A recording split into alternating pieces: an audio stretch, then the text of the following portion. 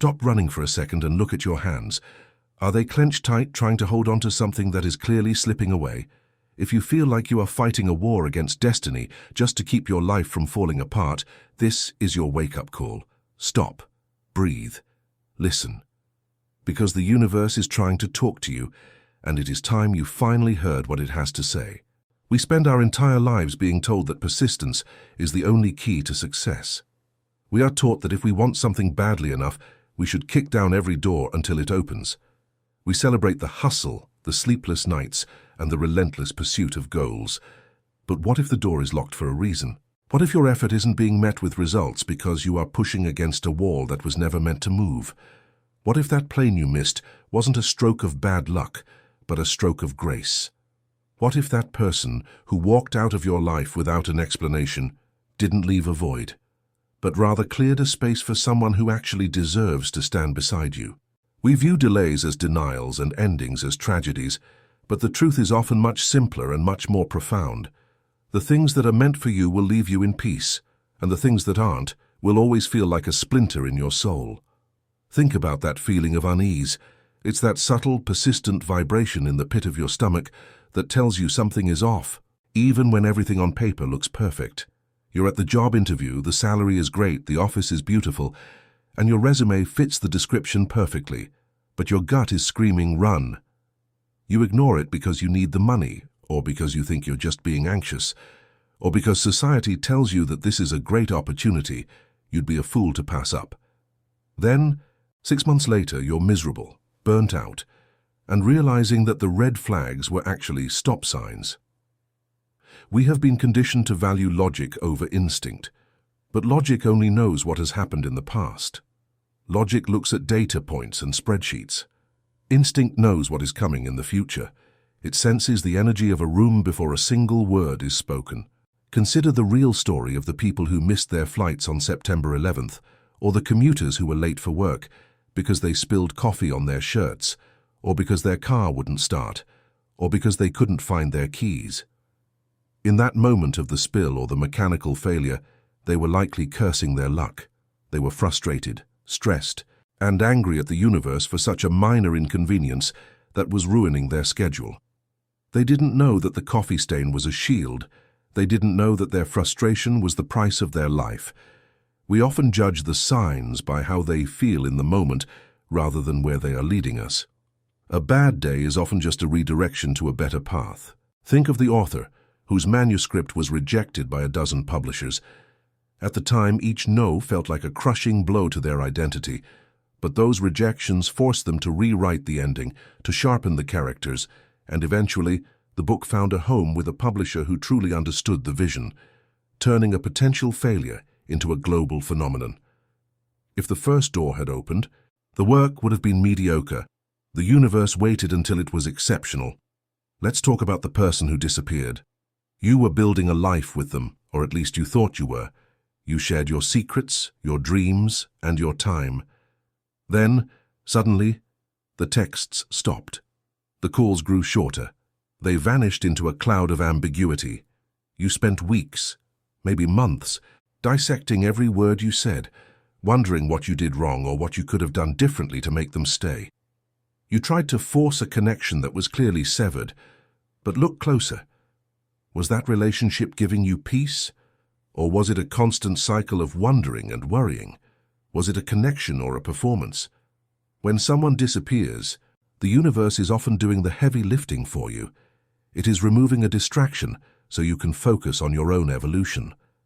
Respect the silence. The silence is not a lack of communication. It is a sign that the conversation has reached its natural end. And what about the house you didn't get? You put in the offer. You visualized the furniture in every room. You saw your future children playing in the yard. You fell in love with a structure of brick and mortar. Then the deal fell through at the last minute because of a technicality or a higher bidder. You felt crushed. You felt like you lost the one. But a year later you found a different home, one with a better foundation in a neighborhood that felt more like a community for a better price. Or perhaps you avoided a massive hidden repair cost, a cracked foundation or a mold issue that would have bankrupted your finances and your spirit. The no you received wasn't a rejection of your happiness, it was a protection of your peace. Life is a series of rhythms, and when we are out of sync, we feel it. That feeling of unease is a biological and spiritual compass. It is your inner voice trying to compete with the noise of the world. When you are on the right path, there is a certain flow. This doesn't mean life is easy or without challenges. Every path has its mountains, but there is an underlying sense of rightness, even in the struggle. You aren't constantly trying to convince yourself that you're happy. You just are. You aren't constantly justifying why you're staying in a toxic situation to your friends. You're just at peace. We must learn to reevaluate the things that cost us our sleep. If a project, a person, or a dream requires you to sacrifice your integrity, your values, or your mental health, it is not your destiny. It is a lesson, and once the lesson is learned, the sign will appear to tell you to move on. If you stay, the signs will get louder.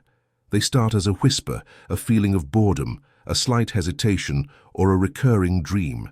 If you ignore the whisper, they become a shout, an argument, a failure, a health scare, or a loss. If you ignore the shout, they become a crisis. Why wait for the crisis to change your direction? Listen to the signs now. Trust that the universe has a much better imagination than you do. You might think you know exactly what you need to be happy, but your perspective is limited by your experience. The universe knows what you are ready for. If you are grieving a loss today, whether it's a job, a person, or a dream, allow yourself to feel it. Grief is the honor we pay to what we loved. But do not let it define you. Instead, ask yourself, what is this clearing space for? What am I being steered away from? If you were a vessel filled with old, stagnant water, how could you ever receive the fresh spring? The right thing won't require you to diminish yourself. It won't ask you to lie to your friends or to yourself. It won't require you to compromise the very essence of who you are. It will arrive with a sense of calm, like a long-awaited exhale after holding your breath for years. It will fit into your life not like a puzzle piece you had to shave down with a knife to make fit, but like a key that finally turns the lock without any resistance. So move forward with your eyes open. If the light is red, don't try to run it. If the door is closed, stop banging on it until your knuckles bleed. Turn around and look at the path you've been ignoring because you were too busy staring at the locked door. There is a whole world waiting for you, filled with people who will stay without being asked, opportunities that will flourish because the timing is right, and a peace that will never leave you. Your inner voice is the oldest and wisest part of you. It is the part that remembers who you were before the world told you who you should be. It is the part of you that is connected to the source of all things. When that voice tells you to wait, wait, even if the world is screaming at you to hurry. When it tells you to go, go, even if you are afraid. When it tells you that something is wrong, believe it the first time. You don't need 1,000 reasons to leave a situation that makes you feel small. The feeling of unease is reason enough. You don't owe anyone an explanation for protecting your soul. May you have the courage to let go of what is falling away, even when it feels like you are losing a part of yourself. May you have the patience to wait for what is truly yours, resisting the urge to settle for what is merely available. And may you always have the wisdom to recognize the difference between a hurdle to be jumped and a wall to be turned away from. Trust the timing of your life. Every delay is a preparation for a version of you that doesn't exist yet. Every loss is a redirection toward a greater gain. Every sign is a gift of guidance. Listen to the silence, for it is full of the answers you've been looking for in the noise. Listen to your heart, for it is your only true home in a changing world. And remember, the most beautiful things in life, love, purpose, joy, are never forced. They are received by an open hand and an open heart. Walk in peace, knowing that you are exactly where you need to be, even if it's just at the beginning of a new understanding. The signs are everywhere, in the coincidences, the gut feelings, and the closed doors. All you have to do is listen,